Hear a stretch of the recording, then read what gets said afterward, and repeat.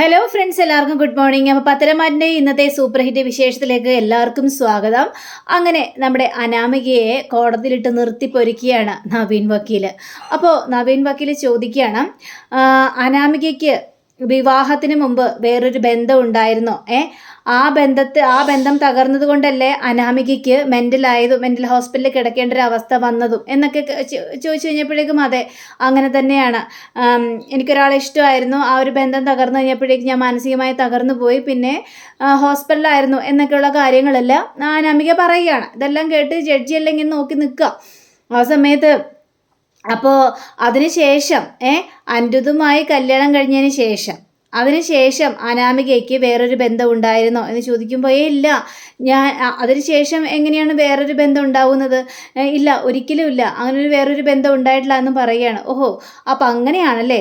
അങ്ങനെയാണെങ്കിൽ ഈ സ്റ്റെബിൻ ആരാണ് എന്ന് ചോദിക്കുകയാണ്. ഇത് കേട്ട് കഴിഞ്ഞപ്പോഴേക്കും ഈ നമ്മുടെ അനാമിക ആകെ ഒന്ന് ഞെട്ടി നിൽക്കുകയാണ്. പറ, ഈ സ്റ്റെബിൻ ആരാണ്?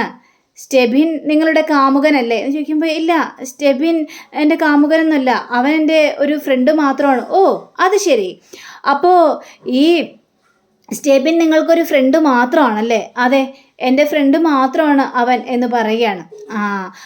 ബഹുമാനപ്പെട്ട കോടതിയോട് എനിക്ക് ചില കാര്യങ്ങളെല്ലാം പറയാനുണ്ട്.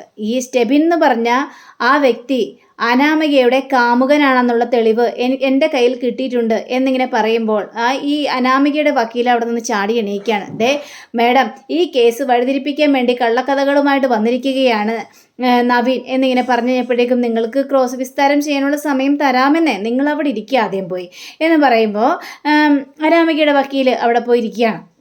കഴിഞ്ഞപ്പോഴേക്കും എനിക്ക് കിട്ടിയിരിക്കുന്ന തെളിവുകൾ, അതായത് അനാമികയും ഈ സ്റ്റെബിൻ എന്ന് പറഞ്ഞ ചെറുപ്പക്കാരനും കൂടി ഒരു ഹോട്ടൽ മുറിയിൽ റൂം എടുത്തതായിട്ട് ഞങ്ങൾക്ക് വ്യക്തമായുള്ള തെളിവുകളുണ്ടെന്ന് പറയുകയാണ്. അത് ആ ഹോട്ടലിൻ്റെ പേരും കൂടി അവിടെ പറയുക. ഇത് കേട്ട് കഴിഞ്ഞപ്പോഴേക്കും അങ്ങനെ ഒരു സംഭവം ഉണ്ടായിട്ടില്ല, പറയുന്ന മുഴുവനും പച്ചക്കള്ളമാണ്, ഞാൻ ആ ഹോട്ടൽ കണ്ടിട്ട് പോലുമില്ല എന്ന് പറയണം. അത് ശരി, അപ്പോൾ ആ ഹോട്ടൽ കണ്ടിട്ടില്ലെന്നാണ് അനാമിക പറയുന്നത് അല്ലേ? ആ ഹോട്ടല് ഇവിടെയുള്ളതൊക്കെ തന്നെയാണ്, അപ്പം അത് കാണാതിരിക്കാനുള്ള വഴിയില്ലല്ലോ. അത് പിന്നെ കാറിൽ പോകുമ്പോൾ ജസ്റ്റ് ഒന്ന് കണ്ടിട്ടുണ്ടെന്ന് മാത്രമേ ഉള്ളൂ, അല്ലാതെ അവിടെ കയറിയിട്ടൊന്നുമില്ല. ഓ, അപ്പോൾ ഇപ്പോൾ കണ്ടെന്ന് വരെ പറഞ്ഞു. അപ്പോൾ അവിടെ കയറിയിട്ടില്ല എന്നല്ലേ? അപ്പോൾ ഇനി ഭക്ഷണം കഴിക്കാനായിട്ട് ജസ്റ്റ് ഒന്ന് കയറിയെന്ന് പറയുമോ എന്ന് ചോദിച്ചു കഴിഞ്ഞപ്പോഴേക്കും അനാമിക ഒന്നും മിണ്ടാതെ ഇങ്ങനെ നിൽക്കുക. പറയൂ, ഞാൻ പറഞ്ഞതെല്ലാം കറക്റ്റ് അല്ലേ? നിങ്ങൾ സ്റ്റെബിനായിട്ട് അവിടെ പോവുകയും ചെയ്തു, അവിടെ 305 എന്ന് പറഞ്ഞ ഹോട്ടൽ റൂം എടുക്കുകയും ചെയ്തു, അവിടെ നിങ്ങൾ ഒരു ദിവസം താമസിക്കുകയും ചെയ്തു. ഇത് കേട്ട് അനാമികയാണ് ഇല്ല അങ്ങനെയൊന്നും ഉണ്ടായിട്ട് പോലും ഇല്ല. അത് ശരി, അപ്പം ഞാൻ പറയുന്നത് മുഴുവനും പച്ചക്കള്ളമാണെന്നാണ് നിങ്ങൾ പറയുന്നത്? ഇതിനുള്ള തെളിവുകളെല്ലാം എൻ്റെ കയ്യിലുണ്ട്. ബഹുമാനപ്പെട്ട കോടതിയോട് ഞാൻ ആ തെളിവുകളെല്ലാം നിരത്താമെന്ന് പറഞ്ഞുകൊണ്ട് ഒരു പെൻ ഡ്രൈവ് കൊടുക്കാം. അപ്പോൾ പെൻ ഡ്രൈവ് കൊടുത്തു കഴിഞ്ഞപ്പോഴേക്കും ഈ നമ്മുടെ അനാമികയുടെ വക്കീൽ ചാടി എണീറ്റിട്ട് കാര്യങ്ങളെല്ലാം പറയണില്ല, അങ്ങനെയൊന്നും സംഭവമില്ല, എൻ്റെ കക്ഷിയെ ഇവർ പ്രതി ചായ്ക്കാൻ വേണ്ടി ഇങ്ങനെയെല്ലാം കിടന്ന് കാണിച്ചു കൂട്ടുന്നതാണെന്നൊക്കെ പറയുകയാണ്. എൻ്റെ പൊന്നു വക്കീൽ ഇത് എവിടത്തെ ആളാണ്? ഇപ്പോൾ CCTV ക്യാമറകളുള്ളൊക്കെ ഏരിയ ആണ്, നിങ്ങൾക്ക് അറിയില്ലേ? അതും 4 സ്റ്റാർ ഹോട്ടലിൽ CCTV ഉണ്ടാവും, നിങ്ങൾക്ക് നന്നായിട്ട് തന്നെ അറിയാം. പിന്നെ എന്തിനാണ് ഇങ്ങനെ കിടന്നൊരു വാദം വാദിക്കുന്നത് എന്നൊക്കെ ഇങ്ങനെ ചോദിക്കുകയാണ്. അങ്ങനെ ഒരു പെൻ ഡ്രൈവ് എടുത്ത് കൊടുക്കുക. ആ പെൻ ഡ്രൈവ് നമ്മുടെ ജഡ്ജി ഇട്ട് നോക്കിക്കഴിഞ്ഞപ്പോഴേക്കും സത്യമാണ്, ഈ അനാമിക ഒരു ചെറുപ്പക്കാരനായിട്ട് ഹോട്ടൽ റൂമിലേക്ക് കയറിപ്പോകുന്ന രംഗങ്ങളാണ് കാണിക്കുന്നത്. അങ്ങനെ ഒരു ദിവസം അവിടെ താമസിക്കുകയും ചെയ്തു. അങ്ങനേതായ കുറേ രംഗങ്ങളെല്ലാം അവിടെ കാണുകയാണ്. അപ്പോൾ അനാമിക ഇരുന്നിങ്ങനെ വെറുക്കുകയാണ്. പറ, ഈ സ്റ്റെബിനുമായിട്ട് നിങ്ങൾക്ക് ബന്ധമുണ്ടായിരുന്നു, അതും ഈ അനിയെ ഉപേക്ഷിക്കുന്നതിന് മുമ്പ് തന്നെ, അനി നിങ്ങളുടെ ഭർത്താവായിരിക്കുന്ന ആ ഒരു സമയത്ത് തന്നെയാണ് സ്റ്റെബിൻ എന്ന് പറഞ്ഞ ചെറുപ്പക്കാരനായിട്ട് നിങ്ങൾക്ക് ബന്ധമുണ്ടായത്. ഇത് കേട്ട് കഴിഞ്ഞപ്പോഴേക്കും നമ്മുടെ അനാമിക വീണ്ടും പറയണം, ഇല്ല കോടതി, എനിക്കൊരു ഫ്രണ്ട് മാത്രമാണ് അവന്നൊക്കെ പറയുകയാണ്. ശരി, നിങ്ങൾ ഇറങ്ങിപ്പോ, എന്നിട്ട് നിങ്ങളുടെ പോയിരിക്കുക, ബാക്കിയുള്ള വിസ്താരത്തിന് ആൾ വരട്ടെ എന്ന് പറയുകയാണ്. അപ്പോൾ നമ്മുടെ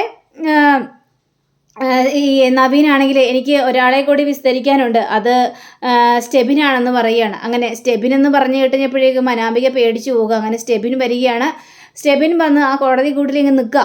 അങ്ങ് നിന്ന് കഴിഞ്ഞപ്പോഴേക്കും നിങ്ങൾക്ക് അനാമികയെ എങ്ങനെ അറിയാം എന്ന് ചോദിച്ചു കഴിഞ്ഞപ്പോഴേക്കും എൻ്റെ കൂടെ +2 പഠിച്ചതാണ്. ഓഹോ, അപ്പോൾ നിങ്ങൾ വെറും സുഹൃത്ത് ബന്ധമാണോ എന്ന് ചോദിച്ചു കഴിഞ്ഞപ്പോഴേക്കും അല്ല, എൻ്റെ വുഡ്ബിയാണ് എന്ന് പറയുകയാണ്. ഇത് കേട്ട് കഴിഞ്ഞപ്പോഴേക്കും അത് ശരി, വുഡ്ബിയോ, അതെങ്ങനെ സാധ്യമാവും?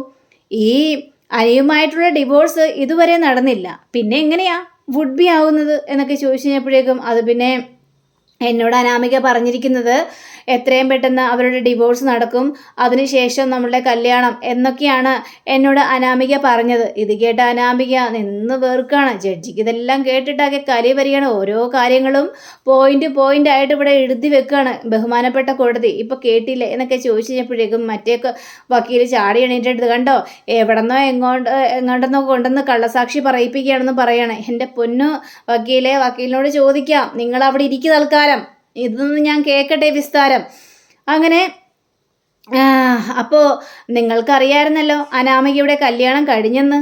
അനാമിക ഭർത്താവുമായിട്ട് ജീവിക്കുകയാണെന്ന് അറിയാമല്ലോ. പിന്നെ നിങ്ങൾ എന്തിനാണ് അനാമികയുടെ പിന്നാലെ നടന്ന് ഇങ്ങനൊരു ബന്ധം സ്ഥാപിക്കാനായിട്ട് നോക്കിയതെന്ന് ചോദിച്ചു കഴിഞ്ഞപ്പോഴേക്കും അതിന് അനിയുമായിട്ടുള്ള കല്യാണം കഴിഞ്ഞെങ്കിലും അവർ ഭാര്യ ഭർത്താക്കന്മാരായിട്ട് ജീവിച്ചിട്ടില്ല എന്നാണ് അനാമിക എന്നോട് പറഞ്ഞത്. അതുകൊണ്ട് തന്നെയാണ് ഞാൻ അനാമികയിൽ നിന്നും പിന്മാറാതെ ഇങ്ങനെ നിന്നത്. അല്ല, നിങ്ങൾക്ക് അങ്ങനെ ഒരു ഇഷ്ടം ഉണ്ടായിരുന്നെങ്കിൽ എന്തുകൊണ്ട് അനാമികയെ നിങ്ങൾ കല്യാണം കഴിച്ചില്ല? അത് പറയൂ. ഇത് കേട്ട് കഴിഞ്ഞപ്പോഴേക്കും അനാമിക എന്നോട് പറഞ്ഞത്, അനിയെന്ന് പറഞ്ഞ അയാൾ വലിയ കുടുംബത്തിലെ ആളാണ്, അയാൾക്ക് നിറയെ പണമുണ്ട്, പോരാത്തതിന് മൂർത്തീസ് കമ്പനിയിലെ ഒരു അംഗമാണ് എന്നൊക്കെ പറഞ്ഞ് എന്നെ ഓരോ കാര്യങ്ങളും പറഞ്ഞായിരുന്നു.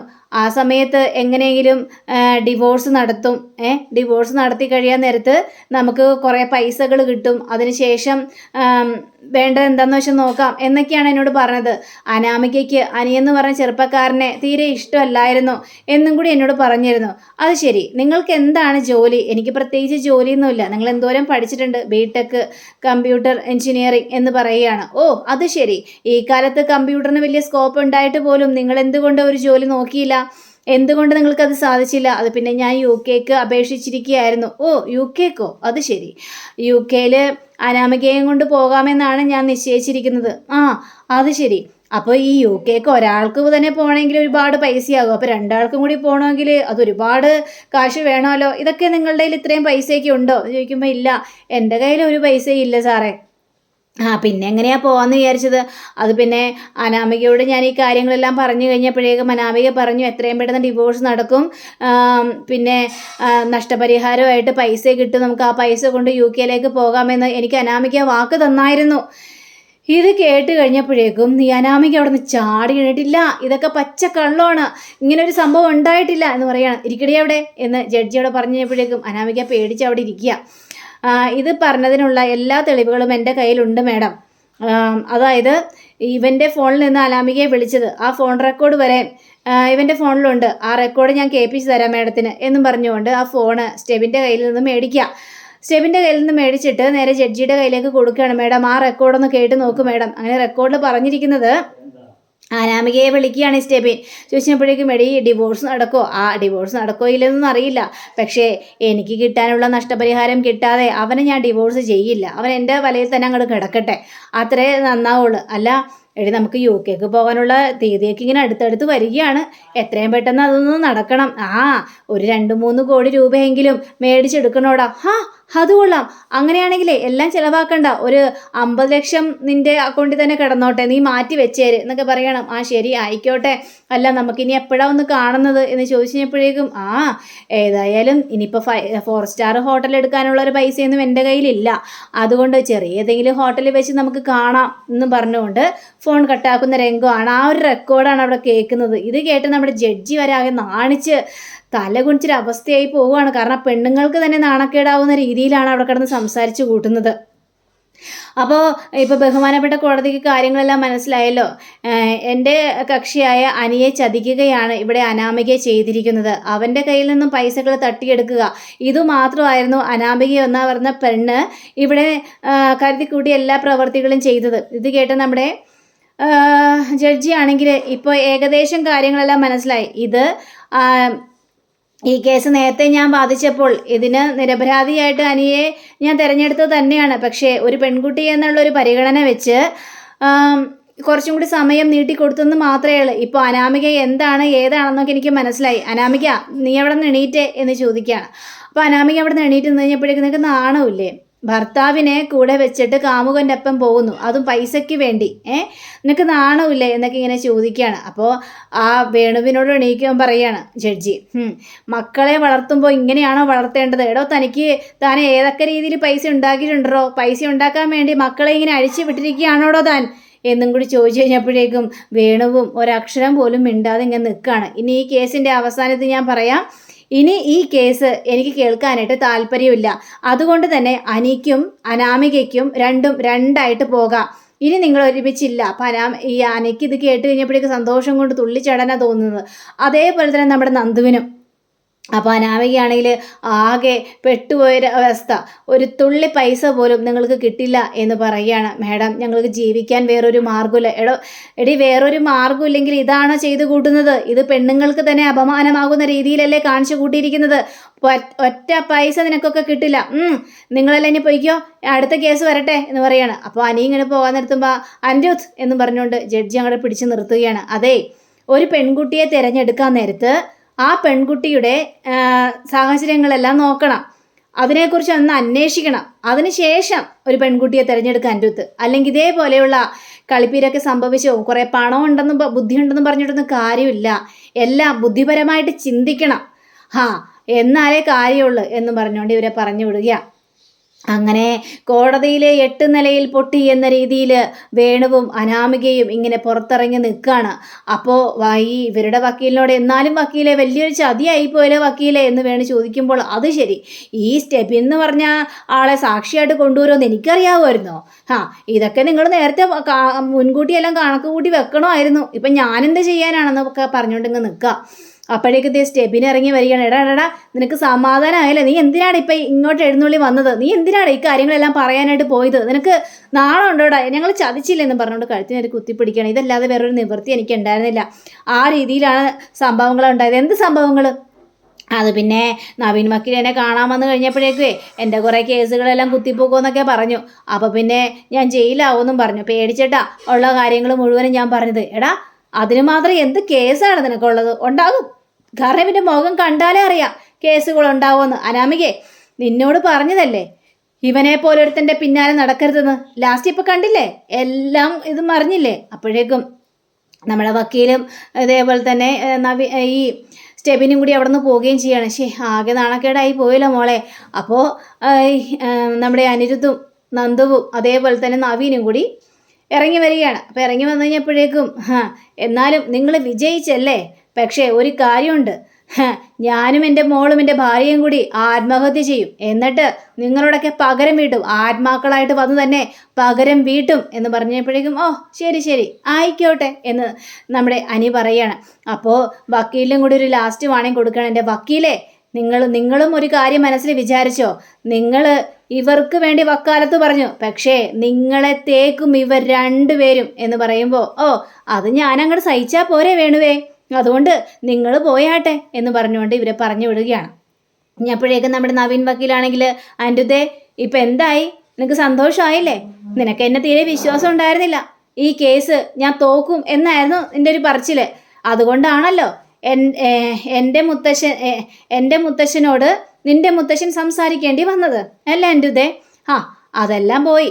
പക്ഷേ ഞാൻ അങ്ങോട്ട് നല്ലൊരു ഉപകാരം ചെയ്യുമ്പോൾ എൻ്റെയും നന്ദുവിൻ്റെയും കല്യാണം നടക്കാൻ വേണ്ടി നീയും ഞങ്ങൾക്ക് വേണ്ടി സപ്പോർട്ട് നിൽക്കണം. അതായത് ഞാൻ പറഞ്ഞു വന്നതേ, എൻ്റെ അമ്മയോട് ഇപ്പോഴും ഞാൻ പറഞ്ഞിട്ടില്ല നന്ദുവാണ് ആ പെണ്ണെന്ന്. അങ്ങനെ പറയുമ്പോൾ ഒരു പൊട്ടിത്തെറി ഉണ്ടാകും. അങ്ങനെ ഉണ്ടാകുമ്പോൾ നിന്റെ മുത്തശ്ശനെയും കൊണ്ട് നീ വീട്ടിലേക്ക് വന്ന് സംസാരിക്കണം. ഇത് കേട്ട് കഴിഞ്ഞപ്പോഴേക്കും അത് പിന്നെ ഞാനെങ്ങനെയാണ് സംസാരിക്കേണ്ടത്? എന്നാലും സംസാരിച്ചാലും നിന്റെ അമ്മ സമ്മതിച്ചില്ലെങ്കിലോ ഞാൻ തീരുമാനിക്കും അമ്മയുടെ വാക്ക് അങ്ങോട്ട് ധിക്കരിക്കാമെന്ന്. എന്നിട്ട് നന്ദുവിനെ കല്യാണം കഴിക്കേണ്ടി വരും. അങ്ങനെ ആ സമയത്തും നീ എനിക്ക് കൂട്ടായിട്ട് തന്നെ ഉണ്ടാകണം, കേട്ടല്ലോ? അപ്പം നമ്മുടെ അനിയാണെങ്കിൽ ശരി നോക്കാം, ആയിക്കോട്ടെ, നന്ദുവിനെ ഞാൻ ഡ്രോപ്പ് ചെയ്യാം, അനി എന്നാൽ പിന്നെ കാണാട്ടോ എന്നും പറഞ്ഞുകൊണ്ട് ഇവർ രണ്ടുപേരും പോയി കഴിഞ്ഞപ്പോഴേക്കും അനി ആകെ പെട്ടു എന്നൊരവസ്ഥയിലായി പോവാണ്. എൻ്റെ ദൈവമേ, ഒരു ഭാരം മനസ്സിൽ നിന്ന് ഇറങ്ങിയപ്പോൾ മറ്റൊരു ഭാരം കൊണ്ടുവന്ന് വന്നിരിക്കുകയാണല്ലോ എന്നും പറയാം. അപ്പം അങ്ങനെയും കാണിച്ചുകൊണ്ടാണ് നമ്മുടെ ഇന്നത്തെ റിവ്യൂടെ അവസാനിച്ചിരിക്കുന്നത്. അടുത്ത റിവ്യൂവിനായി കാത്തിരിക്കുക, സബ്സ്ക്രൈബ് ചെയ്യുക. എല്ലാവർക്കും നല്ലൊരു ദിനം ആശംസിച്ചുകൊണ്ട് തന്നെ നമസ്കാരം. Thank you. See you. By.